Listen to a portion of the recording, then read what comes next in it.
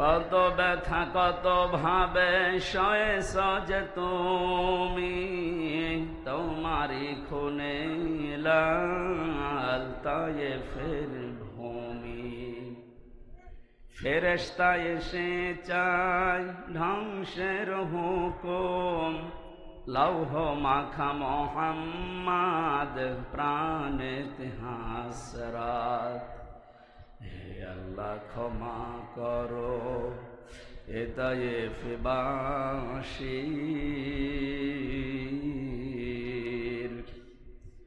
এরা বোঝেনি তো আমি যে মোহাম্মদ, হৃদয়ে মোহাম্মদ।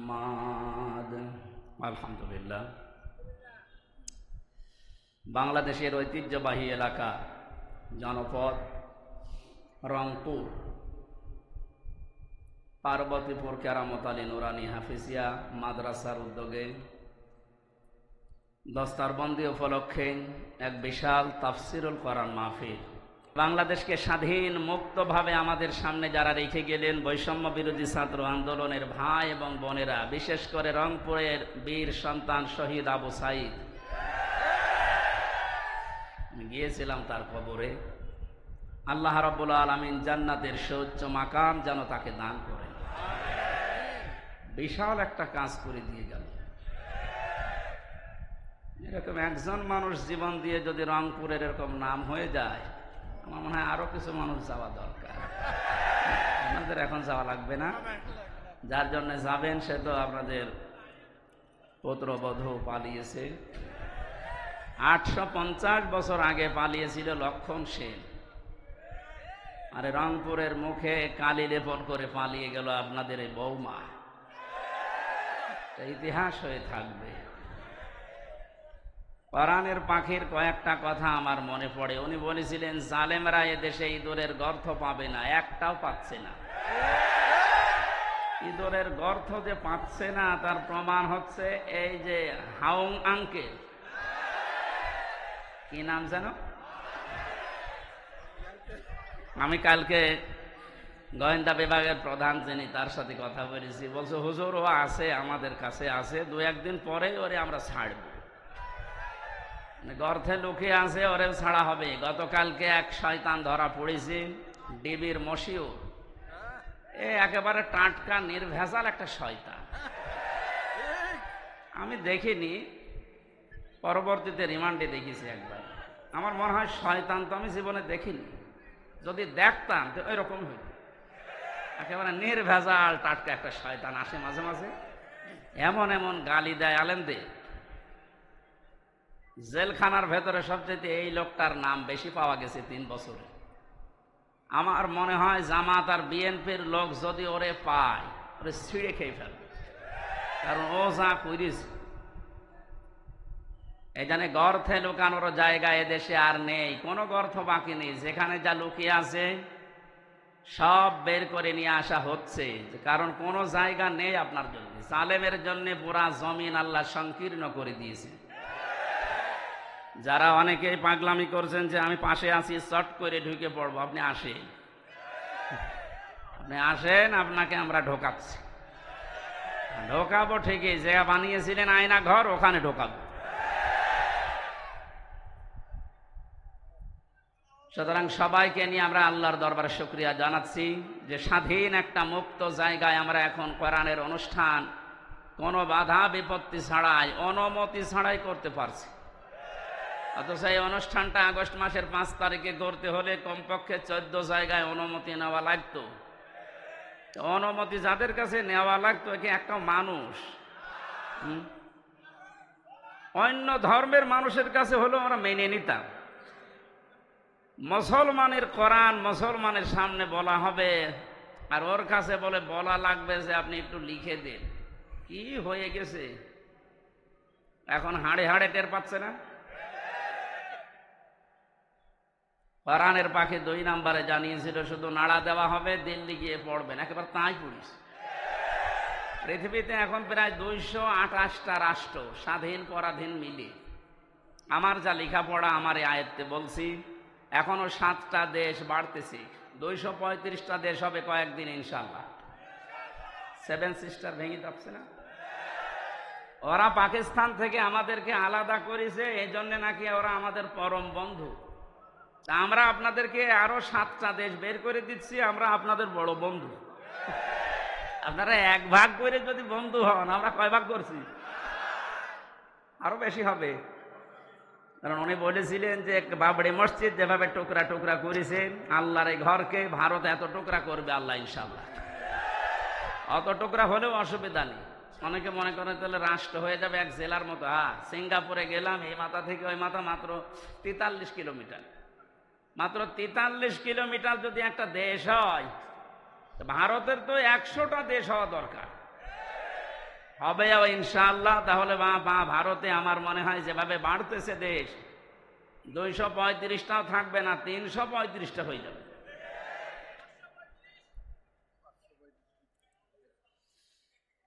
ওনার আর একটা স্বপ্নের কথা বলছে। উনি জানিয়েছিলেন এই দেশে জালেমদের নাকের উপরে কালেমার পতাকা পথ করে উড়বে। সেই স্বপ্নও বাস্তবায়ন হতে যাচ্ছে ইনশাআল্লাহ। আমরা কোরআনে কারিম থেকে যে আয়াত পড়েছি, তাফসীর আকারে কথা বলার চেষ্টা চালাবো। ওমা তাওফীকি ইল্লা বিল্লাহ। শুনতে এসেছি কোরআনে কারিম, কি বলেন তো? নবীজি বলেন, ইকালু লিসাহিবিল কোরআন, কিয়ামতের ময়দানে মহান আল্লাহ কোরআন পড়া মানুষদেরকে বলবেন, পড়। ইকরা, কি বলবেন? ইকরা মানে, হ্যাঁ, এটা ক্লাস চলছে। যারা এখানে আছে কলেজ, বিশ্ববিদ্যালয়, মাদ্রাসায় পড়া, আমরা জানি অধিকাংশ ক্লাসগুলো হয় সর্বোচ্চ 45 মিনিট। 45 মিনিট ক্লাস হয় এই কারণে, কারণ যারা ক্লাস নেয় বিশ্ববিদ্যালয়ে, কলেজে, এদের যোগ্যতা নেই, এই জন্য 45 মিনিটে শেষ করে দেয়। বলছে ঠিক। আমাদের ভার্সিটিতে একজন ক্লাস নিত, ডক্টর লোকমান স্যার। ওনার যে যোগ্যতা কোরআনের উপরে, হাদিসের উপরে, আমার মনে হয় উনি 45 মিনিট না, 45 ঘন্টাও যদি ক্লাস নেয় কেউ মাথা তুলবে না। এত যোগ্যতা আল্লাহ তারে দিয়েছে। কিন্তু 45 মিনিট পরে ঘন্টা বেজে যায়, আর একজন আসে। কেন? বিজ্ঞান এই মাথা নিয়ে গবেষণা করে চালিয়েছে যে এখানে যে সমস্ত সিস্টেমগুলো আল্লাহ দিয়ে রেখেছেন, মানুষের কথা রিসিভ করার জন্য একটা জায়গা আছে, অক্সিপিটাল লব বলা হয়। এই জায়গাতে মানুষের কথাগুলো ধরে ক্যাচ করে রেখে দেয়। সর্বোচ্চ 45 মিনিট কথা বলার পরে মানুষের এই জায়গা, এখান থেকে আগেরটা আবার মুছে যায়, নতুন করে যেটা বলবেন ওইটা যোগ হয়। এই জন্য 45 মিনিটের পরে ক্লাস নেওয়া ঠিক না, কারণ ক্লাস একটা গুরুত্বপূর্ণ জিনিস। বিশ্ববিদ্যালয়ে যারা ক্লাস নেয় 1 ঘন্টা 45 মিনিট, তারা কমপক্ষে 20 ঘন্টা পড়াশোনা করা লাগে। আগে 40-50টা বইয়ের রেফারেন্স আগে দেওয়া লাগে, নয়তো যারা সামনে বসে আছে আমাদের মতো শ্রোতা তো না, সব ওখানে মেধাবী ছাত্র ছাত্রী বসে থাকে। এই জন্য বলছি, এটা যেহেতু ক্লাস চলছে, ক্লাসের মতো আপনি অ্যাক্টিভ থাকবেন। এদিক ওদিকে তাকানো, মোবাইল টেপা, ছবি তোলা সব বন্ধ করে দিন। আমি কয়েকদিন আগে মালয়েশিয়া ছিলাম, আজহারি ভাই ওখানে যে ক্লাসগুলো নেয়, তাফসির মাহফিলে, ওয়াজ মাহফিলে, এই ক্লাসগুলো 45 মিনিট 50 মিনিট করে উনি নেয়, সব অ্যাক্টিভ ভাবে। মোবাইল কারো থাকলে বন্ধ করে রাখবেন, ছবি তোলা, এদিক ওদিকে তাকানো সব বন্ধ। কারণ এখানে যে কথা হবে এর চাইতে গুরুত্বপূর্ণ কথা পৃথিবীতে আর নেই। বলেন, আমি যে শব্দ বললাম, কিয়ামতে আল্লাহ সাহেবে কোরআন যারা, তাদেরকে বলবেন পড়। কে বলবেন বলেন তো? কার সামনে বলেন না কেন? আল্লাহ নিজের সামনে দাঁড় করাবেন, বলবেন পড়। ইকরা। ইকরা কি? ওরা কোরআন শরীফের ভেতরে ইকরা শব্দের অর্থ আমি পেয়েছি প্রধানত 4টা। কোন মানুষ যদি কোরআন পড়তে চায়, কমপক্ষে 4টা শর্ত তাকে মানা লাগবে। আল্লাযীনা আতাইনাহুমুল কিতাবা ইয়াতলুনাহু হাক্কা তিলাওয়াতি উলাইকা ইউমিনুনা বিহি ওয়া মান ইয়াকফুর বিহি ফাউলাইকা হুমুল খাসিরুন। সূরা বাকারা 121 নম্বর আয়াতে আছে, আল্লাহ পাক বলেন, যাদেরকে আমি এই কিতাব কোরআনে কারিম দিয়েছি তারা তেলাওয়াত করলে কিতাবকে হক আদায় করে তেলাওয়াত করে। কি আদায় করে? তাহলে কোরআন যারা পড়বে তারা যেন হক আদায় করে পড়ে। উলাইকা ইউমিনুনা বি, আর এই মানুষগুলো, এই যে আল্লাহ পাক মনে হচ্ছে তার কুদরতির আঙ্গুল এইভাবে ইঙ্গিত দিয়ে ইশারা দিয়ে জানিয়েছে রংপুরের পার্বতীপুরে এই মানুষগুলো যারা এখন শুনছে পড়ছে, আমরা এখন আল্লাহর কুদরতি হাতের নিচে আছি, উনি যেন আমাদেরকে ইঙ্গিত দিচ্ছে যে এই মানুষগুলো উলাইকা ইউমিনুনা বি, এরাই আমার কোরআনে বিশ্বাসী। ওমা ইয়াকফুর বিহি, এখন যে ব্যাখ্যাটা বলবো এর ভেতরে যদি আপনার পড়া না মেলে, ফাউলাইকা হুমুল খাসিরুন, ওই মানুষটা আমার কোরআনে বিশ্বাসও করে না, তারা ক্ষতিগ্রস্ত। বলেন নাউজুবিল্লাহ। শিক্ষিত মানুষ যারা আছেন এবার মিলাবেন, কোরআন যদি কেউ হক আদায় করে পড়ে সে আল্লাহর কোরআনে বিশ্বাসী, হক আদায় করে না পড়লে সে আল্লাহর কোরআনে বিশ্বাসী না। কোরআন যারা বিশ্বাস করে না তারা কাফের। এই কথা বলছেন এখানে। চারটা শর্তের প্রথম হচ্ছে আপনাকে তেলাওয়াত করা লাগবে শুদ্ধ করে। বাংলাদেশে একটা সমস্যা হয়ে দাঁড়িয়েছে, 100 জনের 95 জন কোরআন শরীফ শুদ্ধ করে পড়তে পারে না। প্রথমটায় তো ধরা খেয়ে যাচ্ছি আমরা। এজন্য শিক্ষা ব্যবস্থা যেখানে যেটা আছে, সে মাদ্রাসার নাম হোক, স্কুলের নাম হোক, মডেল নাম হোক, কিন্ডারগার্টেন হোক, যাই হোক, এখানে 100 মার্কের কোরআনে কারিম আমরা বাধ্যতামূলক চাই। আমরা কোরআনে কারিম হক আদায় করে পড়তে হলে এটা শুদ্ধ করে পড়ার নিয়ম করতে হবে। শিক্ষা ব্যবস্থায় 15.5 বছরে এমন ভাবে ধ্বংস করে দিয়েছে, আমি একটা একটা করে পয়েন্ট আকারে বলতে গেলে আপনি এখনই উঠে দাঁড়িয়ে পড়বেন। এই জন্য আমরা যেখানে যে প্রতিষ্ঠান গড়ে তুলছি, আজকের এই যে নুরানি ক্যাডেট হাফেজিয়া মাদ্রাসা, এখানে আমি জানি শুদ্ধ করে পড়ানো হয়। আরাতিলিল কুরআন তারতিলা, আল্লাহ পাক বলেন কোরআন পড়তে হলে স্পষ্টভাবে সহি শুদ্ধভাবে তারতিলের সাথে থেমে থেমে পড়ো। এ নির্দেশ কার? তাহলে আমরা প্রথম বুঝলাম, 1 নম্বরে যদি কেউ কোরআন পড়তে চায় হক আদায় করে, তাকে শুদ্ধ করে পড়া লাগবে। দ্বিতীয় নম্বরে, শুধু শুদ্ধ করে পড়লেই হবে না, এটা আপনাকে বুঝতে হবে। ফেরাউন তার রাজত্বে নিজেকে খোদা দাবি করার জন্য যে পয়েন্টগুলো সামনে এনেছিল, সেটার দ্বিতীয় পয়েন্ট ছিল এই, আসমানি কিতাব জনগণকে বুঝতে দেওয়া যাবে না।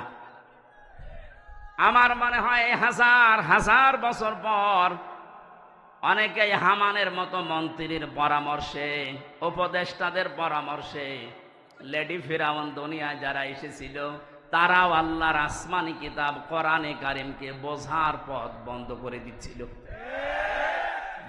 মানে দিয়েছে। কোরআন বোঝার মতো কোনো ইনস্টিটিউট দেশে খোলা হয় না, কোরআন গবেষণা করার মতো কোনো প্রতিষ্ঠান দেশে বানানো হয় না। লালনের জীবনী গবেষণা করার জন্য একাডেমি বানিয়েছে। লালন গবেষণাগার বানানো হয় এদেশে, লালন একাডেমি তৈরি করা হয়, অথচ কোরআনের একটা শব্দ নিয়ে আপনি চিন্তা ভাবনা করে নতুন কোন তথ্য বের করবেন সেরকম কোন প্রতিষ্ঠান এদেশে নেই। দুঃখজনক হলেও সত্য, আমরা 96% মুসলমান। কত ভাগ? 96%। 96% আমাদের দরকার নেই। গত পরশু দিনের আন্তর্জাতিক একটা রিপোর্ট পেয়েছি, এদেশে এখন 100 জনের 14 জন মানুষ যারা বিদায় নিয়েছে, জালেম স্বৈরাচারী, এদের পক্ষে এখনো পর্যন্ত সাফাই গাচ্ছে। 100 জনের জবান খোলেন না কেন? 100 জনের 28 জন এখনো পর্যন্ত যে কোনো কায়দায় থালা হাতে নেওয়ার চেষ্টায় আছে। সে যেভাবে হোক থালা দেন, থালা নিয়ে কি করব? আগস্ট মাসের 5 তারিখের পর থেকে আজকের এই সেপ্টেম্বরের 21 পর্যন্ত আমরা একটা জরিপ দেখতে পাচ্ছি, যারা এখনই খাবো খাবো বলছে তারা কিন্তু তাদের চরিত্রের বহিঃপ্রকাশ এই 1 মাস 15 দিনে ঘটিয়ে ফেলেছে। আনন্দের সংবাদে জরিপের শেষে লেখা আছে এই দেশে 100 জনের 58 জন মানুষ এখন চাচ্ছে আল্লাহর আইন এ দেশে কায়েম হোক। কথা বোঝার চেষ্টা করেন ভাই, তাকবীর পরে দিয়ে। যে মানুষগুলো চাচ্ছে দেশে 100 ভাগের 58 জন মানুষ আল্লাহর জমিনে আল্লাহর দিন কায়েম হয়ে যাক, তাহলে যে যার অধিকার ফিরে পাবে। তাদের মুখ দিয়েই শোনেন, তারা বলছে ভাই ওনাদেরকে একটু সময় দেন না কেন? কেবল মাত্র 1515 বছরের, একদিন 2 দিন না, 15.5 বছরে সব উলট পালট করে রেখে গেছে। যারা দায়িত্ব নিয়েছে তাদের প্রতিদিনের বক্তব্য এটা যে হাত দেব কোথায়, যেখানে হাত দেয় সেখানে দুর্নীতি। একটা দেশ কত বড় দুর্নীতিগ্রস্ত হলে কেন্দ্রীয় মসজিদের ইমাম পর্যন্ত পালিয়ে যায়। এ চোরাই আবার কালকে এসেছিল, পিটানি খেয়ে বিদায় নিয়েছে। মসজিদের ইমাম পালিয়ে গেছে, ও যদি আবার ফিরে আসলে এই রকম অবস্থা হয়, তুমি চট করে ঢুকে পড়বা, তোমার কিছুই হবে না। আসো। এক লোক বিবাহ করার পরে বাসর রাতে স্ত্রী রেখে একটু বাইরে গেছে। দাদি শাশুড়ি এসে বলছে কি গো, আমার পুতি চাই। বউ বলছে দাদি শাশুড়ি আপনি দোয়া করেন, আপনাকে সংবাদ আমি দেব। কিছুক্ষণ পরে শাশুড়ি এসে বলছে কি গো বৌমা, আমার নাতি চাই। মা আপনি দোয়া করেন। কিছুক্ষণ পরে ননদ আর দেবর এসে বলছে ভাবি তুমি যাই করো আমাদের কিন্তু ভাতিজা চাই। ভাবি বলছে তোমরা দোয়া করো, আমার সময় দাও। স্বামী এবার এসে বলছে বউ তুমি কি করবা আমি জানি না, আমার বেবি চাই। বউ আবার মুখ তুলে বলছে তোমরা কি সব পাগলের বংশ? বিয়ে করে এখন কেবল বাসর ঘরে, কিছুই হয়নি। এরপরে 10 মাস 10 দিন তো সময় দেবেন। আপনি আগেই বেবি চান, আগেই কেউ নাতি চাই, কেউ পতি চাই, কেউ ভাতিজা চাই। আমি কি ডাউনলোড করে নিয়ে আসবো? আমার সময় দেবেন না। 15.5 বছর কি করেছে আপনি জানেন? একটা চেয়ারও দুর্নীতির বাইরে নেই। যেইটারে মনে করতাম না এটা আল্লাহওয়ালা মানুষ দরবেশ, ওইটা আরো বড় খারাপ। দাড়ি কেটে নম হয়ে গেছে। সর্বোচ্চ দুর্নীতি এই লোকটার 36,000 কোটি টাকা। আপনি কল্পনায় আনতে পারবেন না। রংপুর বিভাগের মানুষ তো এমনি গরিব, এদেরকে একটা নাম মানুষ দিয়েছে কেন জানি না, সে যে নামই হোক, কিন্তু আপনারা সহজ সরল, মানে সহজ সরল এত। আজকে গাড়ি নিয়ে আসার সময় হরেন দিচ্ছি, ও তাকিয়ে দেখ একটু সরে যাবে তো, মানে এত সহজ সরল হলে পারা যায়। গার উপরে যে গাড়ি উঠে পড়বে না, আগে দেখে নিচ্ছে হুজুরের গাড়ি বলে একটু সাইড দিয়ে। আমার মনে হয় অন্যের গাড়ি হলে আগে দেখে দাঁড়িয়ে থাকতো যে নেন আমার গায়ে ধাক্কা মারে। একদিকে আপনারা গরিব আর একদিকে সহজ সরল। নবীজি জানিয়েছেন ধনীদের চাইতে গরিব মানুষ 500 বছর আগে জান্নাতে যাবে। এই হিসাবে বলা যায় যে চাচা জান্নাতেই আছে নাকি?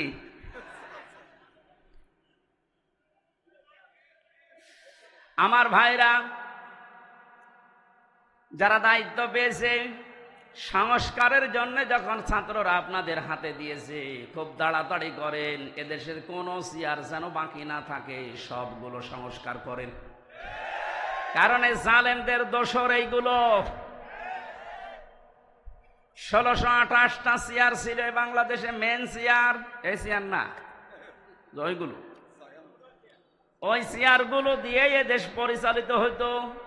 আর ডিরেকশন আর তো দাদার কাছ থেকে। সুতরাং আমরা চাই এদেশের এই 1628টা চেয়ারের একটা চেয়ারেও যেন কোনো জালেম না থাকে, জালেমের দোসররা না থাকে, সবগুলো সংস্কার করে নতুন মানুষ এনে বসান। কথা বলেন না কেন? এটা করার জন্য আপনাকে সময় কিছুদিন দেওয়া লাগবে না, 10 মাস 10 দিন, নাই তো কি ফিলাক্সিলোড করে নিয়ে আসবে। এখনই খালি বারবার যে দেন থালা, থালা দেন, থালা নিয়ে করবেন কি? এ অবস্থায় যদি আবার ছেড়ে দেয় তাহলে এই 15 বছরের মতো দিনের ভোট রাতি হয়ে যাবে। এজন্য সংস্কার যখন চলছে আমরা আহ্বান জানাই, যারা দায়িত্বে আছেন আপনারা একটা সম্মানজনক সময় নিয়ে তাড়াতাড়ি সংস্কার করেন। একটা জালেমের দোসরকেও আমরা আর দেখতে চাই না। আল্লামা মামুনুল হক কয়েকদিন আগে ঘোষণা দিয়েছেন, এই দেশে যেই মানুষগুলো জুলুম করেছে 1628টা, এর বাকি যারা জেলায়, উপজেলায়, থানায়, ইউনিয়নে যারা জালেম বলে চিহ্নিত, এদের ছবি মোড়ে মোড়ে টাঙিয়ে দেন, যেন জালেমরা কিয়ামতের আগে দেশে আসতে না পারে। দাবি আপনারা করেন না? তাহলে বাল্যেগোর আমি ব্যাখ্যা করছিলাম যে বাল্যেগ না দিয়ে আল্লাহর নবী বাল্যেগও দিয়েছেন। এটা শুধু আমির হামজার কাজ না, যে যতটুকু জানবে ওইটাই তার প্রচার করা লাগবে, এটা ফরজ মনে করি। বাংলাদেশে এই দায়িত্ব যদি যিনি ছিলেন পালিয়েছে তিনি সহ যে যেখানে আমরা আছি মুসলমান যারা দাবি করি, প্রত্যেকে নবীর এই কথাকে যদি ফরজ মনে করে পালন করতে পারতাম, এই 15.5 বছরে কোনো কোরআনের মাহফিল বন্ধ হতো না। কারণ সবাই আমি প্রচার করি, যে যতটুকু জানি বাধা দেবে কে? বাধা দেবে তারও তো প্রচার করা ফরজ। কথা বলে না কেন? আমরা এই হাদিস না বোঝার কারণে আজ বহু বাধার সম্মুখীন হয়েছিলাম। এখন এটা যেহেতু মানুষ জানছে যে আমি যদি জানি কুল হু আল্লাহু আহাদ, এইটাও প্রচার করা নামাজের মতো ফরজ। তাহলে কোরআন পড়তে হবে। এই করার ব্যাখ্যা বললাম 4টা: শুদ্ধ করে পড়া, নিজে বোঝা, নিজে ওর উপরে কাজ করা, আর এটা মানুষের কাছে পৌঁছিয়ে দেওয়া। আল্লাহ এই 4টা শর্ত যারা মানে তাদেরকেই বলেন উলাইকা ইউমিনুনা বি, এরাই কোরআনে বিশ্বাসী। আর এই 4টা যারা মানে না, শুদ্ধ করে হয়তো পড়ায় কিন্তু বোঝে না, বুঝলেও হয়তো ওটা জীবনে মানে না, মানলেও এটা যে প্রচার করা লাগবে এই কাজে সে নেই, এটাকে সে ফিতনা মনে করে না। প্রচার করতে গেলে না জানি আবার কে কি মনে করে, মন খারাপ করে কিনা, না বুঝে আবার উল্টাপাল্টা ধারণা আসে কিনা, সমস্যা হয় কিনা, এই জন্যই তো অনেকে চুপ থাকে। কথা বলেন। আমার রিমান্ডে 10 দিনে একই প্রশ্ন করেছিল যে অত বেশি বলার দরকার কি? আপনি চুপ থাকতে পারেন না, তাহলে তার এই মাটির নিচে আসা লাগে না। তাহলে ওরাও জানতো যেটা প্রচার করা, ও যা বলে বানিয়ে তো বলে না, সঠিক কথাই বলে, কিন্তু ওর মুখ বন্ধ করা লাগবে। যেন এমন এমন কড়া কড়া কাজ করেছিল আমার সাথে, আমার 11 ঘন্টা টাঙিয়েছে, কালো কাপড় দিয়ে চোখ বেঁধে, সামনে না পেছনে হাত বেঁধে, ডান্ডা বেড়ি লাগিয়ে, মাজায় দড়ি দিয়ে টাঙিয়েছে। 1-2 ঘন্টা 5 ঘন্টা 11 ঘন্টা আমার নামাজ পড়তেও দেয়নি। 4 ওয়াক্ত নামাজ আমি আন্দাজে পড়েছি, কারণ সব বাধা। 1.5 মিনিট 2 মিনিট সময় দিতে খালি প্রসাব করে আসি, মাটির নিচে তো কিছু বোঝা যায় না। এরপরে শেষে যখন আর রাজি হয়নি, বলছে এই আকিজ গ্রুপে আমি চাকরি করতাম, আকিজের বিরুদ্ধে বলা লাগবে। সর্বশেষ বলেছিল জামাতে ইসলামী বাংলাদেশ এবং ছাত্র শিবিরের বিরুদ্ধে যে কথাগুলো লিখে দিলাম, ওরা জঙ্গি সংগঠন, এগুলো বলা লাগবে। যদি না বলেন আপনার বউ তুলে নিয়ে আনবে। বলেন কোথায় ওদের চরিত্র পৌঁছিয়েছে। যেগুলো অফিসার ছিল আমার মনে হয় সবগুলো বাইরের দেশ থেকে ট্রেনিং দেওয়া। এদের চরিত্র এত খারাপ, আল্লাহর ভুল ধরতো মাঝে মাঝে। আরে ভাই, তুই আমার মামলার বিষয়ে জিজ্ঞাসা কর যে এই বিষয়ে আপনি কিছু জানেন কিনা। না, ও আল্লাহর ভুল ধরে। অথচ মুসলমান।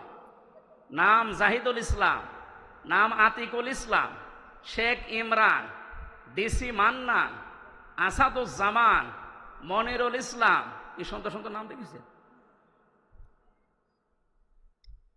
আসাদুজ্জামান মানে কি? জামানার বাঘ।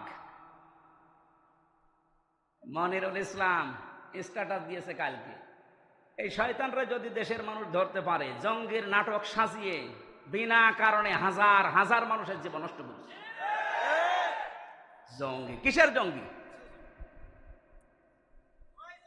হ্যাঁ, ওরা নিজেরাই জঙ্গি।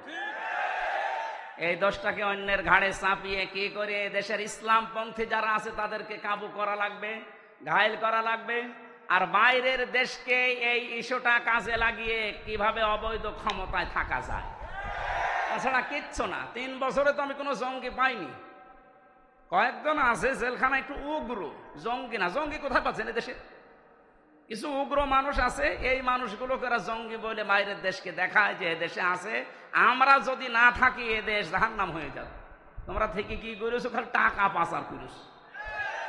টাকাগুলো সব ফেরত নিয়ে আসা হবে। এ দাবি আপনি করেন না? কারো টাকা বাইরে না থাকবে, সব টাকা ফেরত নিয়ে আসা হবে। যারা টাকা আনতে পারবে না তাদের বউ ছেলে মেয়ে সব রাষ্ট্রের কাজে লাগানো হবে।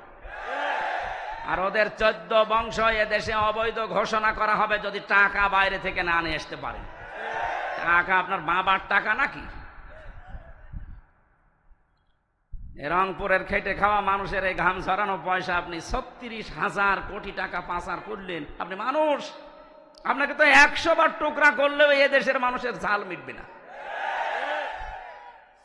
কালকে বাংলাদেশের সর্বোচ্চ জায়গায় যারা আছে তাদের ভেতরে একজন, আমি নাম নিলাম না, উনি ঘোষণা দিয়েছেন আল্লামা সাঈদীকে যেভাবে ফাঁসি দেওয়া হয়েছিল বিনা দোষে বিনা কারণে, ফাঁসির রায় দিতে তো পারেনি, শেষে যাবজ্জীবন দিয়েছে, আমৃত্যু দিয়েছে।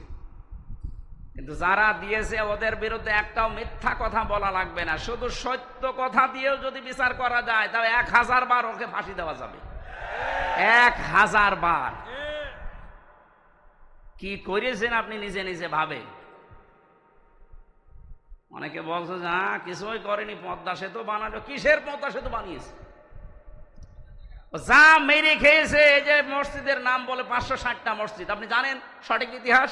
সৌদি আরব টাকা দিয়েছে, সেই টাকা দিয়ে মসজিদ বানিয়ে নিজের বাবার স্বপ্ন বলে চালাচ্ছে। যত স্বপ্ন সব তোমার বাবা দেখেছে, আর আমরা কি ঘুমাই? আমাদের স্বপ্ন নেই? কোরআনের পাখির যে স্বপ্ন ছিল ওই স্বপ্ন এখন বাস্তবে রূপ আসতেছে ইনশাআল্লাহ।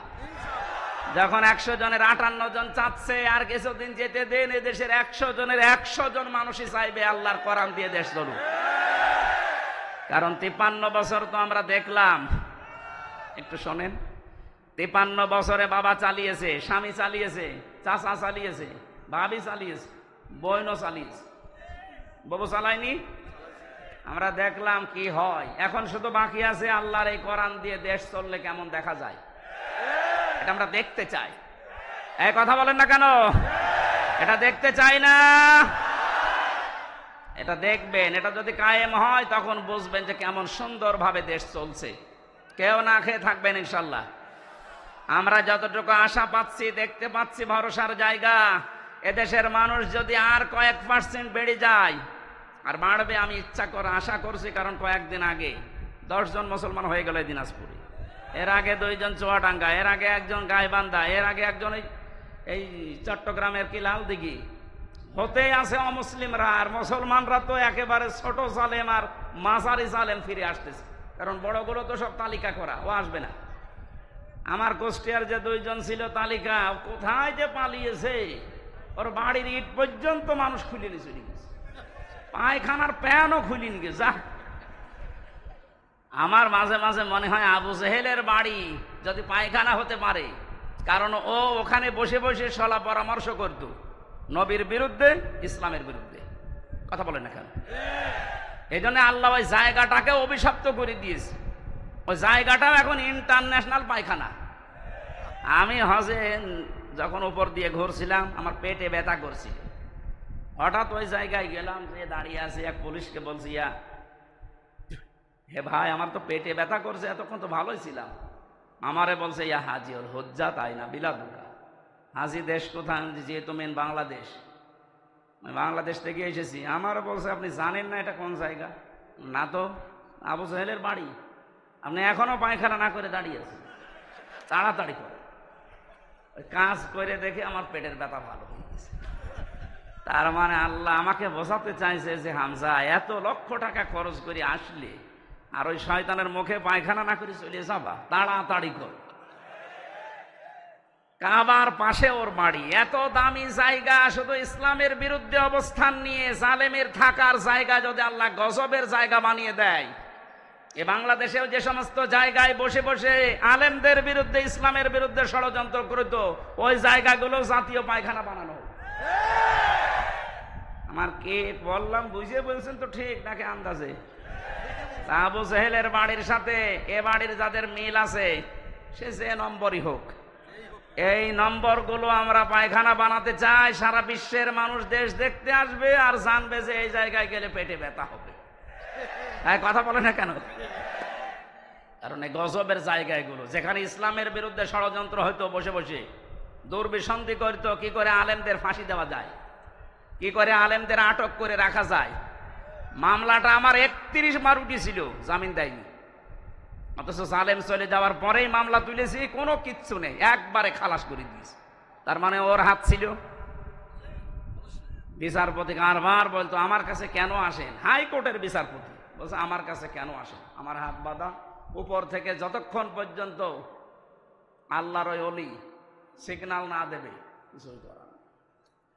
কোথায় ছিলাম আমরা, বিচার ব্যবস্থাকে কোথায় পৌঁছিয়ে দিয়েছে। আজকে প্রধান বিচারপতি যে কথাগুলো জানিয়েছে, আমার মনে হয় এই কথাগুলো বাংলাদেশে অতি শীঘ্রই অতি দ্রুত কার্যকারী করা দরকার। তাহলে ন্যায় বিচার এদেশে কায়েম হবে ইনশাআল্লাহ। যারা দায়িত্বে আছে আল্লাহ তাদেরকে ওমরের মতো যেন বানিয়ে দেন, বলেন আমিন। আমরা হাদিসের এখনো 5-6টা শব্দ ছিল সামনে, অরাত্তিল কামা কুনতা তুরাত্তিলু ফিদ দুনিয়া, এই শব্দগুলোর ব্যাখ্যা আপনারা আশপাশে যারা আলেম আছে এনাদের কাছে জেনে নিয়ে আমরা তাফসীরুল কোরআন মাহফিলে প্রবেশ করছি। সূরা নসর, কোন সূরা বলেন বলেন? নসর না নাসর? নুন সোয়াদ র, নাসরুন শব্দের শাব্দিক অর্থ হচ্ছে সাহায্য, আর নুন সিন র নাসর মানে ঈগল পাখি। এই জন্য যারা এই সূরাটা পড়তে গিয়ে সোয়াদ না বলে সিন দিয়ে উচ্চারণ করেন, আপনার কিন্তু নামাজ হবে না। কারণ নামাজ ভাঙার কারণ 19টা, তার ভেতরে প্রথম কারণ কোরআন যদি কেউ অশুদ্ধ পড়ে। এবার তেলাওয়াত করবেন শুদ্ধভাবে, আমরা প্রবেশ করছি। ফাউযু বিল্লাহি মিনাশ শাইতানির রাজিম, বিসমিল্লাহির রহমানির রহিম, ইযা জাআ নাসরুল্লাহি ওয়াল ফাত। সূরা নসরে 3টা আয়াত আল্লাহ দিয়েছেন। কোরআন শরীফে 3 আয়াত বিশিষ্ট সূরা আছে, 3টা, আসর, নসর আর কাউসার। কয়টা সূরা? এর ভেতরে মাত্র 3টা আয়াত আছে। আমার তো যতটুকু কোরআনের উপরে পড়াশোনা করা আছে, এই নসরের ভেতরে আল্লাহ এত কথা দিয়েছেন, তাফসীর আকারে যদি আমি কিয়ামত পর্যন্ত হায়াত পাই, তাও এত কথা শেষ করা সম্ভব নয়। এত কথা এই সূরার ভেতরে আছে। নসর শব্দের শাব্দিক অর্থ সাহায্য। আল্লাহ বলেন যখন আসবে আমার সাহায্য, তখন আপনি বিজয় দেখতে পাবেন। তাহলে বিজয় আসার শর্ত সাহায্য। বিজয় আসার শর্ত কি? এই 15.5 বছর পরে যে বিজয় এসেছে, এটা আল্লাহর সাহায্যে এসেছে। মাধ্যম বৈষম্য বিরোধী ছাত্র আন্দোলনে যারা জীবন দিল, এরা মাধ্যম। আর যারা 2700 এখনো হাসপাতালের বেডে কাতরাচ্ছে, আমরা এদেশের দায়িত্বে এখন যারা আছেন তাদেরকে আহ্বান জানাচ্ছি, বাংলাদেশে এখনো যারা হাসপাতালে কাতরায়, বিশেষ করে স্বাধীনতায় এই যুদ্ধে যারা আহত হয়েছে, প্রত্যেককেই যেন পুনর্বাসন করা হয়, তা সঠিকভাবে এবং স্থায়ীভাবে। কথা বলেন ঠিক কিনা? এরা জীবন্ত শহীদ, কারো চোখ নেই, কারো পা নেই। আমি কুষ্টিয়া হাসপাতালে এই 6 তারিখে গিয়েছিলাম দেখার জন্য। 5 তারিখে স্বাধীন হয়েছে, 6 তারিখে সকালে গিয়ে দেখি একজনের অন্ডকোষ উড়ে গেছে, একজনের চোখ উড়ে গেছে। আমার যতটুকু সমর্থ ছিল আমার বাবার, আমি নিজের পক্ষ থেকে বাড়ি বাড়িগুলো ওই শহীদদের বাড়ি গিয়ে সাহায্য করে এসেছি। রাষ্ট্রকে আহ্বান জানাচ্ছে আপনারা এগিয়ে আসেন। এই দরবেশের টাকা এবং এই জালেমাদের টাকা পয়সা সবগুলো বাজেয়াপ্ত করে এদের পেছনে খরচ করে। আমার ভাইরা, এজন্য যে বিজয় আমরা পেয়েছি এটা আল্লাহর সাহায্যে, তাছাড়া সম্ভব ছিল না। 15.5 বছর এদেশে বহু মানুষ চেষ্টা চালিয়েছে, পারে নাই। আমার মনে হচ্ছে আবু সাইদ, মুগ্ধ, রায়হান, ইয়ামিন সহ এই ছেলে মেয়েদেরকে আমার আল্লাহ পাক এই দেশে আবাবিল পাখির মতো পাঠিয়েছে। ইযা জাআ নাসরুল্লাহি ওয়াল ফাত, যখন আসবে আল্লাহর সাহায্য, হে নবী আপনি বিজয় দেখতে পাবেন।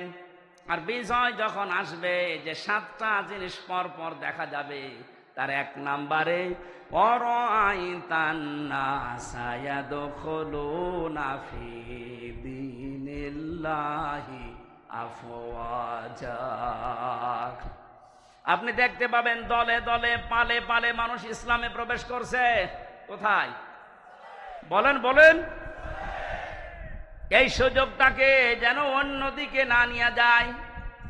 এই জন্য ফরিদপুর থেকে শুরু করে এই যে পঞ্চগড়ে অনেকে এখন কাজে লেগে পড়েছে বিভিন্ন মিশনারির নাম দিয়ে। সাদা পোশাকে তারা আসতেছে, নারী আর পুরুষ সবার পোশাক সাদা। ওরা এখন খ্রিস্টান ধর্মের নাম না, ঈসাই ধর্মের নাম দিয়ে মানুষদেরকে ওই ধর্মে নিয়ে যেতে চেষ্টা চালাচ্ছে। এটা বিজয়ের বিপক্ষের অবস্থান। বিজয় আসলে আপনি দেখতে পাবেন দলে দলে মানুষ পালে পালে ইসলামে আসবে, খ্রিস্টান ধর্মে আসবে, হিন্দু ধর্মে আসবে, ইহুদি ধর্মে আসবে। এরকম কোনো কথা আল্লাহ পাক ঘোষণা দেননি। সুতরাং যারা এগুলো করছেন, আপনাদের মতলব অন্যদিকে। আমি কথা বোঝাতে পারিনি, নিচে নামা যাচ্ছে না, সমস্যা আছে। সুতরাং এগুলো যারা করছেন আপনারা থামবেন। এ দেশের বিজয় মুসলমানেরা যখন এনে দিয়েছে, আল্লাহ যেটা জানাতে চায় দলে দলে পালে পালো মানুষ ইসলামে আসবে, এইটাই আমরা দেখতে চাই, অন্য কিছু না। সুতরাং ইহুদি, খ্রিস্টান, কাদিয়ানি, অন্যান্য যত নাম নিয়ে মানুষদেরকে ইসলাম থেকে বের করার চেষ্টা চালাচ্ছেন, এদেশের মুসলমানেরা এখনো বুঝে উঠতে পারেনি। যদি বুঝে উঠতে পারে, মাটি তলা পায়ের নিচে কিন্তু মাটি থাকতে দেবে না। কথা বলেন। আমরা আপনাদেরকে আহ্বান জানালাম, আপনারা থামবেন। যারা অন্য ধর্মের প্রচার করছেন, 96% মুসলমানের দেশে ইসলাম থাকবে, অন্য কিছু না। অন্য যারা থাকবে জিজিয়া দিয়ে থাকবে। কথা বলে না কেন? আপনারা যদি বসবাস করতে চান, হ্যাঁ ওয়েলকাম, স্বাগতম জানাচ্ছি, নিরাপত্তা দিয়ে রাখা হবে, কিন্তু নিজেদের ধর্ম ইসলামের উপরে চাপিয়ে দেবেন না। কারণ আল্লাহর সাহায্য যখন আসে তখন বিজয় আসে। এই আয়াত অনুযায়ী আমরা দেখতে পাচ্ছি বিজয় আসার প্রথম কাজ, মানুষ আসবে ইসলামে। কোথায়? আফওয়াজা শব্দের শাব্দিক অর্থ আলেম যারা আছে জিজ্ঞাসা করেন তো। দলে দলে পালে পালে মানুষ ইসলামে আসবে, এর প্রমাণিত এই যে দিনাজপুরের 10 জন মুসলমান হয়ে গেল। তা আপনি আবার কোত্থেকে কি ঈসাই ধর্ম নিয়ে আসতেছেন? এবার আসেন তো শব্দের দিকে তাকায়। আল্লাহ পাক বলেন, হে নবী আপনি দেখতে পাবেন মানুষগুলো দলে দলে পালে পালে প্রবেশ করছে ফি দীনিল্লাহ, আল্লাহর দিনে। কার দিন? বলেন তো দিন কার? আরো জোরে। আমাদের নাকি দিন? দিন আল্লাহর। আমরা হচ্ছে দিনের খাদেম, কামলা, লেবার, মনীষ, পাট, যাই বলেন, সার্ভেন্ট, ভিত্ত। আমরা কেউ এ দেশে দিনের মালিক না, আমরা সবাই দিনের খাদেম। দিনের খাদেমে কথা বলতে লজ্জা হয়, শরম লাগে, নিজেকে ছোট মনে হয়। আরে বিশ্ব নবী ছিলেন দিনের খাদেম। প্রচার করতে গিয়ে যখন কাফেরেরা পাথর দিয়ে আঘাত করত, ঢেকে ফেলতেন মারতে মারতে, হযরতে জিবরাইল এসে যখন পাথরগুলো সরিয়ে ফেলেন, নবীজি আহত অবস্থায়, ক্ষত বিক্ষত অবস্থায়, কথা বলতে পারেন না, এমন কঠিন অবস্থায় বলতেন, ইয়া আখি জিবরাইল, হে ভাই জিবরাইল, আমার কাজটা সকালবেলা থেকে কি? অন্য কোন কাজ আছে আমার? ফেরেশতা জিবরাইল বলতেন, ইয়া রাসূলুল্লাহ, আল্লাহ পাক আমাকে জানাতে চেয়েছেন, বলতে বলেছেন এই কথা যে সকালবেলা থেকে আপনার কাজ এই দিনের খেদমত করা, কারণ দিন প্রসারের জন্য দিনের খাদেম হিসাবে আল্লাহ আপনাকে পাঠিয়েছেন। দিনের মালিক নবীজিও না, দিনের খাদেম ছিলেন তিনি। আমরাও দিনের খাদেম। বাস্তবতা এবার সামনে নিয়ে আসছি আমরা।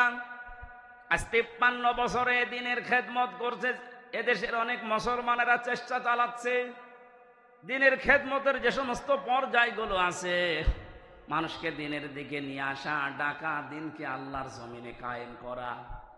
যে যেভাবে পারছি আমরা চেষ্টা করছি, কিন্তু দেখতে পাচ্ছি আমাদের এই বাধা দেওয়ার জন্য অনেকে উঠে পড়ে লেগেছে। আজকের মাহফিলের সভাপতি বাবুল সাহেব, উনি যদি বলে আমাদের 10 জনকে যে আপনাদের আমরা কামলা নিলাম, আপনি এই 2 বিঘা জমি ধান লাগিয়ে দেন, আমরা 10 জন মিলে ধান লাগাচ্ছি, বিকাল 5টা পর্যন্ত আমাদের ডিউটি, উনি বিকাল 5টা এসে আমাদের বেতন দিয়ে দেবেন। বিকাল 5টা বাজতে আর মাত্র 10 মিনিট বাকি আছে। 10-12 জন মস্তান মোটর সাইকেল নিয়ে, অস্ত্র নিয়ে এসে বলছে ধান লাগানো যাবে না, যা লাগিয়েছেন সব আমরা তুলে ফেলবো। আমরা যারা কামলা আছি, খাদেম আছি, আমরা যারা লেবার আছি, আমরা বলবো ভাই আপনারা ধান তুলে ফেলবেন, অসুবিধা নেই, কারণ ধানের মালিকও আমরা না, এ জমির মালিকও আমরা না। কথা বলেন না কেন? আমাদের একটা উদ্দেশ্য আছে এখানে কাজ করার। উদ্দেশ্যটা হচ্ছে এই জমিন যার, তিনি এখানে নেই, কিন্তু আমরা হচ্ছি পাহারাদার। এ ধান আমরা বহু কষ্ট করে লাগিয়েছি সারাদিন। আপনারা যদি ধান তুলে ফেলতে চান ফেলেন, কিন্তু আর 10 মিনিট পরে, কারণ আর 10 মিনিট পরে মালিক আসবে, আমাদের বেতন দিয়ে দেবে, বেতন নিয়ে আমাদের সংসার চলবে। আপনি যদি এখনই তুলে ফেলেন, এখনো তো 5টা বাজেনি, মালিক এখনো আসেনি, উনি এসে যদি দেখে ধান সব তোলা হয়ে গেছে, আমাদের বেতন দেবে না। কথা বলে না কেন? আরো জরিমানা নিতে পারে যে তোরা থাকতে ধান তুললো কেন। আমারও প্রশ্ন হচ্ছে, মালিক যখন আসবে তার আগে 5টা পর্যন্ত পাহারা দেওয়ার দায়িত্ব এই লেবারদের, এই খাদেমদের। এই কথা বলেন। আমরা যেহেতু জমিনের কামলা, এই জমিনের মালিক না, এই জমিনে আল্লাহর দিন কায়েম করতে হবে। বিকাল 5টা মানে জীবনের শেষ দিন। জীবনের শেষ দিন পর্যন্ত যে থাকা লাগবে মাঠে ময়দানে, এ ঘোষণা আমি বানালাম। সূরা হিজর 14 নম্বর পারার 99 নম্বর আয়াত। এটা আল্লাহ পাক বলেন, ওয়াবুদ রাব্বাকা হাত্তা ইয়াতিয়াকাল ইয়াকিন। হে নবী, আপনার রবের ইবাদত করবেন, রবের জমিনে আপনি ইবাদত করবেন, কামলা দেবেন। কতদিন পর্যন্ত? যতদিন আপনার মরণ না আসে। তার মানে জমিনে দিন কায়েম করার জন্য চেষ্টা চালাতে হবে। জীবনের শেষ দিন বিকাল 5টা, মরণ পর্যন্ত। এর ভেতরে যদি কেউ বাধা দিতে আসেন, ওই ধান তুলে ফেললে যেমন মাস্তানদের সাথে হাতাহাতি হওয়া, কথা কাটাকাটি হওয়া, মারামারি হওয়া, খুন খারাপি হওয়া সম্ভাবনা নেই? বলেন বলেন বলেন। সুতরাং এই জমিনেও আমরা বিকাল 5টা পর্যন্ত কাজ করব। এর ভেতরে যদি কেউ বাধা দিতে আসেন, হাতাহাতি হবে, কথা কাটাকাটি হবে, মারামারি হবে, প্রয়োজন হলে মেরেও ফেলতে পারি, কারণ আমাদের বেতন দরকার। আমাদের বেতনের নাম জান্নাত। দেবে কয়টায়? 5টায়। বলেন বলেন। যেহেতু এখনো বিকাল 5টা বাজে নাই, মানে জীবনের শেষ দিন আসে নাই। আমার জীবনের মেন কাজ এখন এইটা, কি করে জমিন আল্লাহর দিন কায়েম হয়। এর ভেতরে বহু বাধা দিয়েছিলেন বিভিন্ন কায়দায়, যেগুলো বাধা দিয়েছে সেগুলোকে আল্লাহ নিজে অপমান করছে। এই যে কালামানিক, বিসি উড়ে গেছে, বিসি উড়ে যায়নি, ওর অবস্থা এখন ভালো না। দয়া পরবশ হয়ে অনেক বিচারপতি এখন বলছে ওরে ছেড়ে দিলে ভালো হয়। কিসের ছেড়ে দেওয়া? ও মরে যাক, ওর কোনো ছাড় নেই। শুধু না, যত জালেম ধরা পড়েছে ওরা যেন কিয়ামতের আগে আর ছাড়া না পায়। কারণ এগুলো ক্যান্সার। এ বের হলে আবার ইসলামের বিরুদ্ধে ষড়যন্ত্র করবে, ধান তুলে ফেলবে। এক কথা বলে না কেন? আমি জেলে বসে আছি আর আমার নামে তালিকা করেছে 116 জনের ভেতরে আমার নাম আছে। আরে বেটা, আমি তো বসে আছি 3 বছর। কত বড় শয়তান দেখেছেন। আর ওরা নাকি এখন ছেড়ে দেবে। কিসের ছেড়ে দেওয়া? কোনো ছাড় নেই এদের। যেহেতু আমরা বিকাল 5টা পর্যন্ত কাজ করছি, অনেক মস্তান হস্তান আসবে এ ধান তুলে ফেলতে। এ ধান লাগিয়ে বিকালে যখন মালিক আসবে বেতন দেবে, এরপরে বাড়ি। এর আগে জমিন ছাড়া যাবে। কারা কারা টিকে থাকবেন বিকাল 5টা পর্যন্ত দেখি?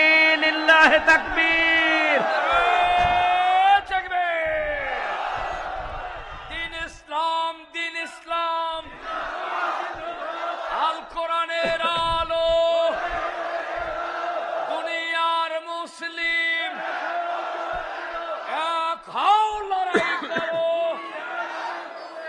নারায়ে তাকবীর।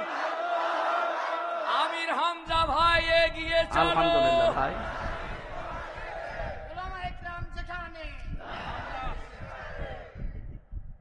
হ্যাঁ, আমাদের একজন উপদেষ্টা গতকালকে জানিয়েছেন এদেশকে সংস্কারের জন্য ওলামা একরামের ভূমিকা রাখতে হবে এবং রাখার সুযোগ দিতে হবে। সুতরাং ওনার কথায় আমি সাপোর্ট দিচ্ছি। এদেশে আলেমরা যেন ভালো ভালো জায়গায় যায়। ধর্ম উপদেষ্টা উনি ঘোষণা দিয়েছে এদেশের আলেম এবং মাদ্রাসায় যারা পড়ে শুধুমাত্র মাদ্রাসা আর মসজিদ নিয়ে থাকলে হবে না, স্বপ্ন দেখতে হবে কিভাবে রাষ্ট্র চালানো যায়। কোনো মহিলার দরকার নেই। আমরা চাই এই সমস্ত জায়গাতে যেন পুরুষ মানুষের এবং যে পুরুষ আল্লাহ রসুলকে বিশ্বাস করে দুনিয়া চলে তাদেরকে এই জায়গায় আমরা চাই।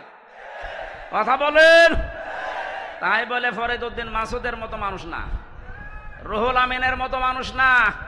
এগুলো আলেম নামে ক্যান্সার। ইসলামের সবচাইতে বড় ক্ষতি করেছে 15.5 বছরে এই জালেমগুলো। বাতিলের 5 আটা গোলামি করে কওমি জননী নাম দিয়ে কওমি মাদ্রাসার ইজ্জত মেরিস। 3 বছরে যত কওমি আলেম আমার সাথে ছিল অধিকাংশগুলো ওর নাম ধরে বরদোয়া করতো জেলখানায়। যেই দিন কওমি জননী নাম দিয়েছে জালেমাকে, সেই দিনই বরদোয়া হয়েছে। মাওলানা মামুনুল হক, শাকাওয়াত হোসেন রাজি ভাই যারা ছিল বসে একটা কাজ করলো, আমাদের তো সব উল্টাপাল্টা করে ফেললো।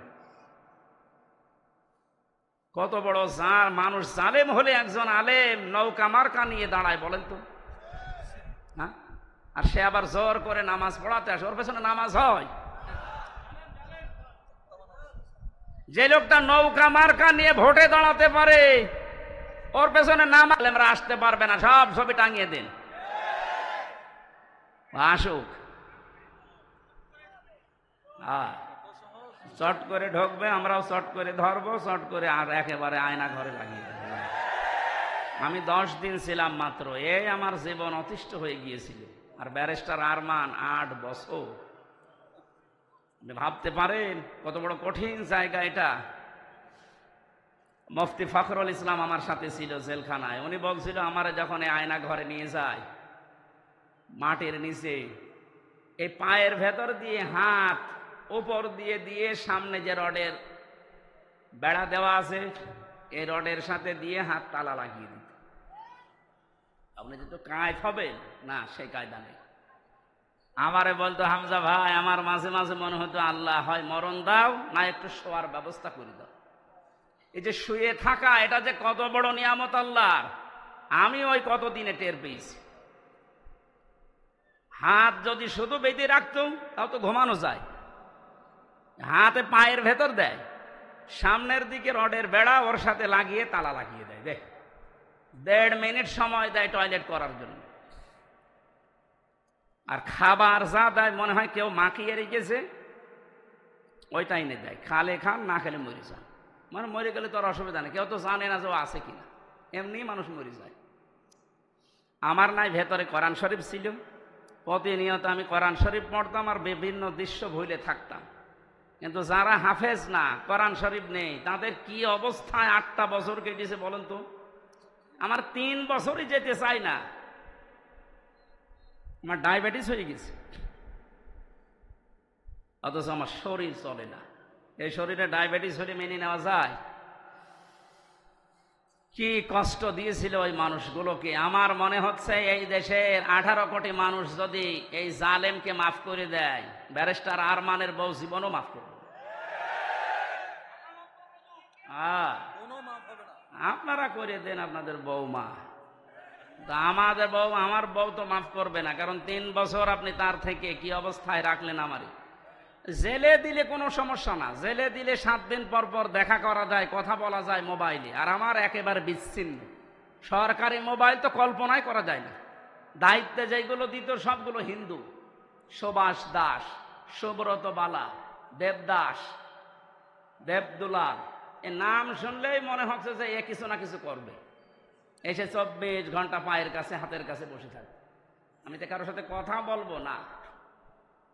সবচাইতে বেশি ঝামেলায় লেগেছিল আমারে আর মাওলানা মামুনুল হক। আপনি কেন করলেন এইটা? এমনিতে জেলে দিতেন, আটকিয়ে রাখতেন, রাখেন। কয়েকদিন আগে আমার মামলা সব খারিজ হয়ে গেছে। মানে আগস্টের 5 তারিখের পরে যেই মামলা তুলেছে সব খারিজ করে দিয়েছে বিচারপতি। বলছে কি দেখে মামলার বিচার করবো, এর ভেতরে কোনো মাল নেই, যা। আমি বলতে গেলাম যে বিচারপতি, এ 3 বছর তো আপনার কাছেই ছিল, তখন তো বলেননি যে কোনো মাল নেই, এখন বলছেন কোনো মাল নেই, কি দেখে বিচার করব? উনি এইটাই বলতো যে হুজুর আমার হাত বাঁধা ছিল। কি ছিল?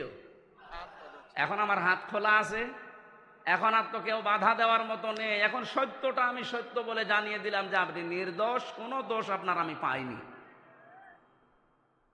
আমার মনে হয় এদেশে 1628টা চেয়ার যে আছে, শুধু একটা চেয়ারের হাত খোলা ছিল, আর বাকি 1627টা চেয়ারের হাত বাঁধা ছিল। যারা লাফাতো এই কাকু থেকে শুরু করে হাসাও মাহমুদ থেকে, প্রত্যেকটা খালি আন্দাজে চাপা পিটা, ওদের কথায় বার্তায় কোনো মিল নেই। ওই একজনের শুধু হাত খোলা, উনি যা বলবে ওদের বলে আজকে এখন দিনে রাত 11টা 10 বাজে, ও যদি বলতো দিনের 11টা 10, এ জালেমের দোসরগুলো বলতো ঠিক আছে। এইরকম অবস্থায় পৌঁছিয়েছিল দেশটা। সেখান থেকে অন্তত আস্তে আস্তে যখন হাত খোলা আরম্ভ হয়েছে, আমরা চাই এদেশে কিয়ামতের আগে যেন আর কারো হাত বাঁধা না হয়। যে যেখানে আছে সব হাত খোলা থাকবে আবু সাইদের মতো। কথা বলেন ঠিক কিনা?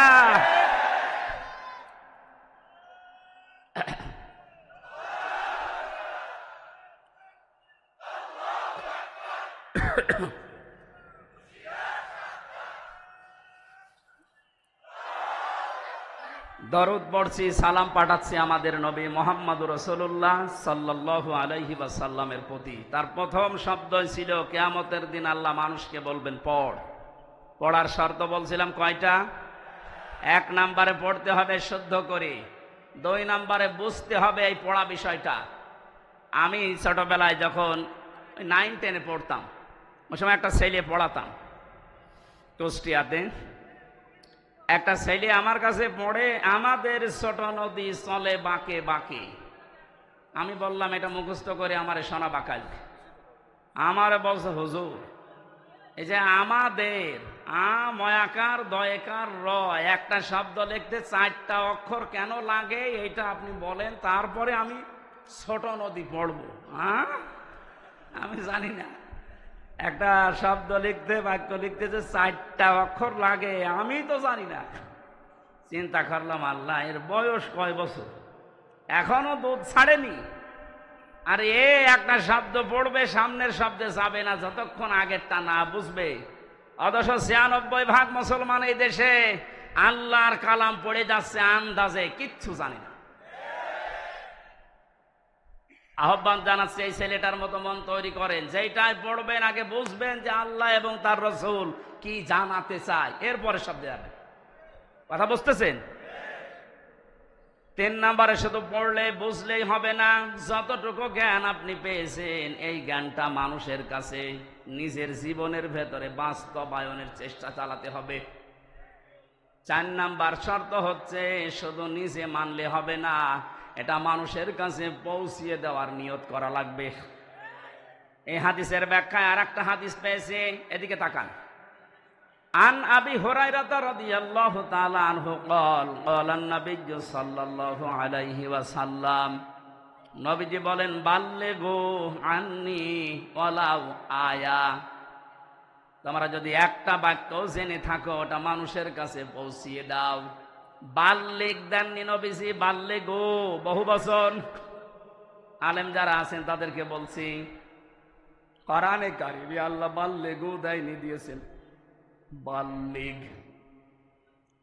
ইয়া আইয়ুহার রাসূল বাল্লিগ মা উনজিলা ইলাইকা মির রাব্বিক, হে রাসূল আপনি তাবলীগ করেন, প্রচার করেন, ছড়িয়ে দেন, ছিটিয়ে দেন, জানিয়ে দেন, মানুষের ভেতরে প্রচার করেন যেটা আপনার রব আপনাকে দিয়েছে, তার নাম কোরআন শরীফ।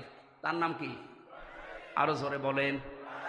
কিন্তু এই কোরআন প্রচার করতে গিয়ে আপনার মনের ভেতরে যেন দুইটা জিনিস কখনো না আসে।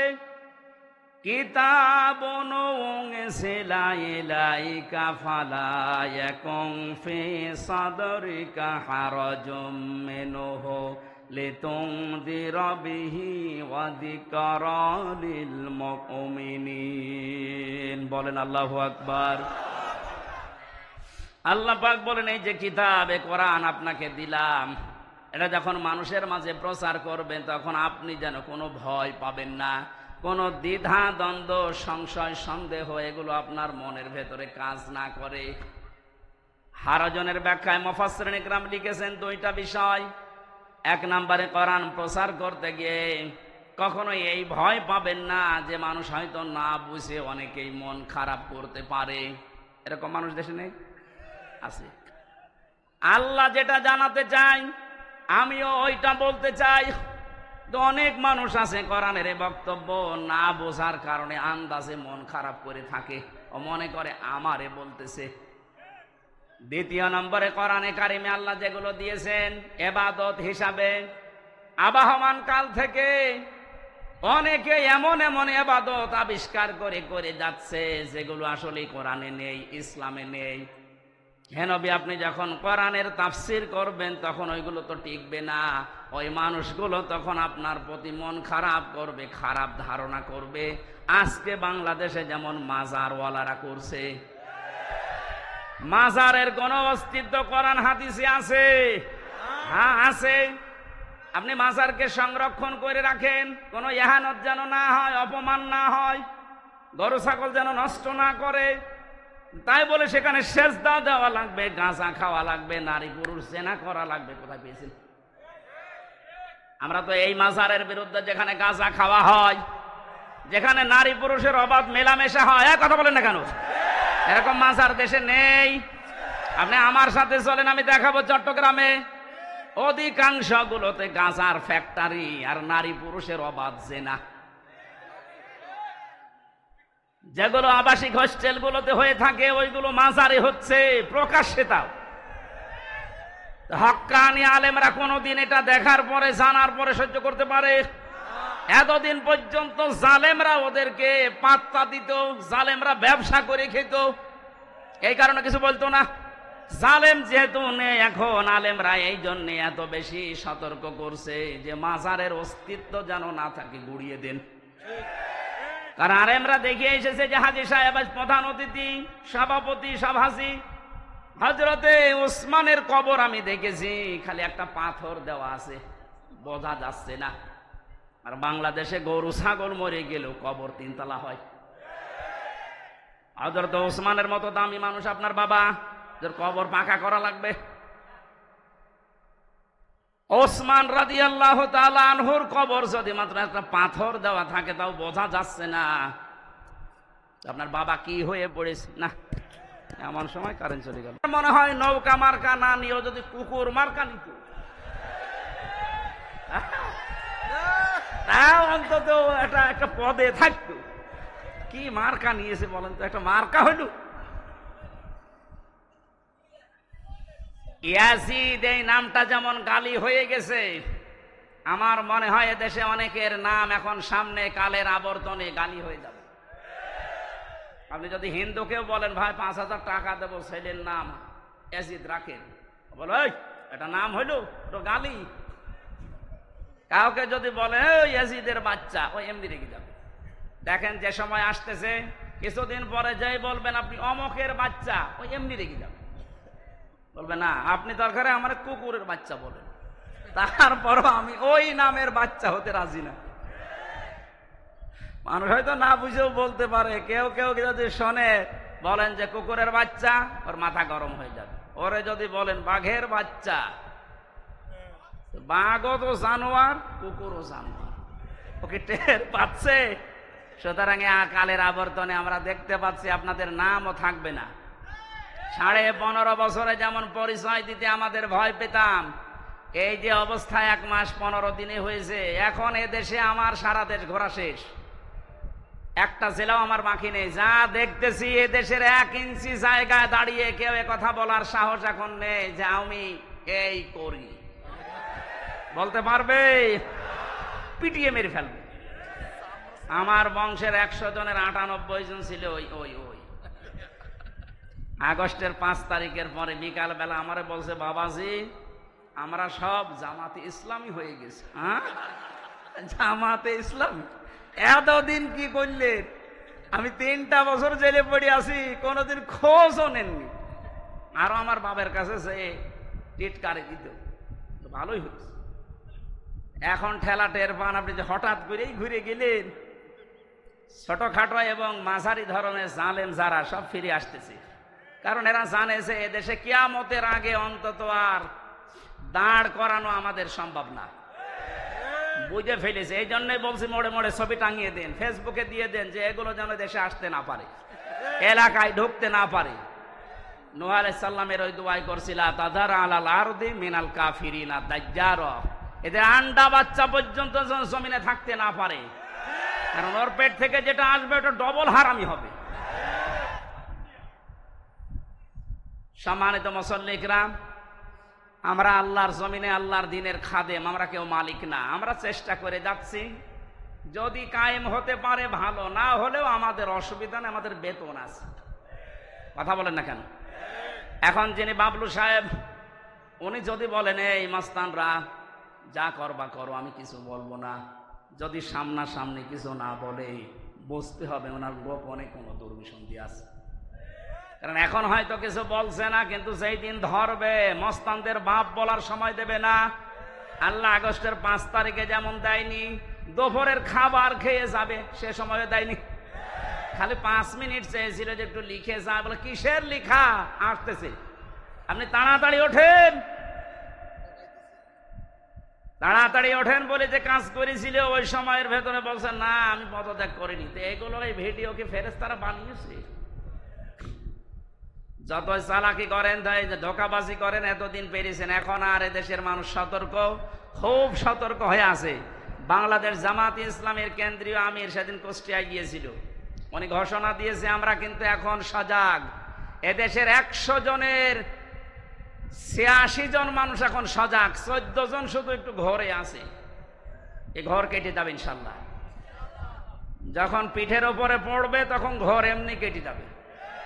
পড়তেছেও মাঝে মাঝে, এদেরকে দিয়ে জালেমারা একটু মাঝে মাঝে দেখে যে হ্যাঁ ওরা জেগে আছে কিনা।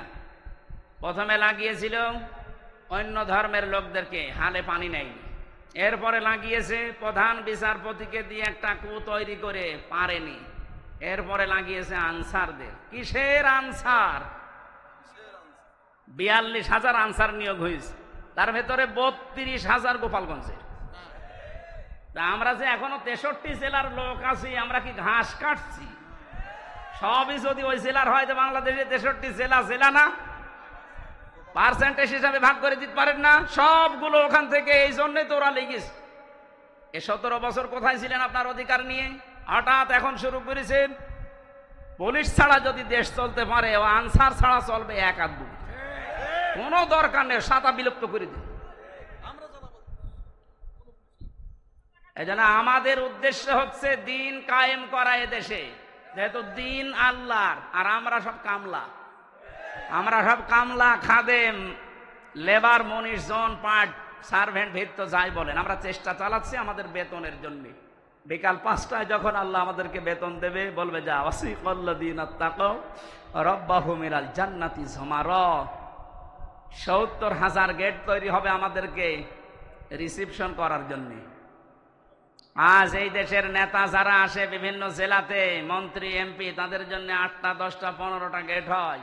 আল্লাহ আল্লাহ আমরা এমন খাদেম আল্লাহর দিনের 70,000 গেট আল্লাহ বানাবে। আল্লাহ যেন এই ভাগ্য আমাদের কপালে লেখেন, বলেন আমিন। সুতরাং বিজয় আসলে যে সমস্ত কাজ সামনে আসবে তার একটা আরম্ভ হয়ে গেছে। দিন যত যাচ্ছে এদেশে দিন কায়েম হোক, এটা অনেকেই চাচ্ছে। 58 ভাগ যখন হয়ে গেছে এটা মিথ্যা নয়। ফাসাব্বিহ বিহামদি রাব্বিকা ওয়াস্তাগফির। আমাদের কাজ এখন আল্লাহর কাছে ইস্তেগফার করা, নত হওয়া, বিনয়ী হওয়া, তার কাছে তওবা করে ফিরে আসা। ইন্নাহু কানা তাওয়াবা, অবশ্যই তিনি তওবা কবুলকারী। তওবা কবুল হওয়ার জন্য শর্ত আছে 3টা। কয়টা বলেন বলেন? 1 নম্বরে অপরাধ করার পরে স্বীকৃতি দেওয়া। আমি সহ যারা এখানে আছি, এই কান লাগান, আমরা প্রত্যেককে আল্লাহর কাছে এখন প্রকাশ্যে স্বীকৃতি দিচ্ছি যে আমরা অপরাধী। বলেন বলেন? আমরা অপরাধী না, আমরা গোপনে না, প্রকাশ্যে বলছি আল্লাহ আমরা অপরাধী। 2 নম্বরে আমরা অনুশোচনা করছি, অনুতপ্ত আমরা। 3 নম্বরে জীবনে যা ভুল করেছি ওই ভুলে আর কোনোদিন ফেরত যাব না। আল্লাহ আমাদের তাওবা অবশ্যই কবুল করবেন, কারণ তিনি গফুর, গফফার, সাত্তার সব নাম নিয়ে বসে আছেন।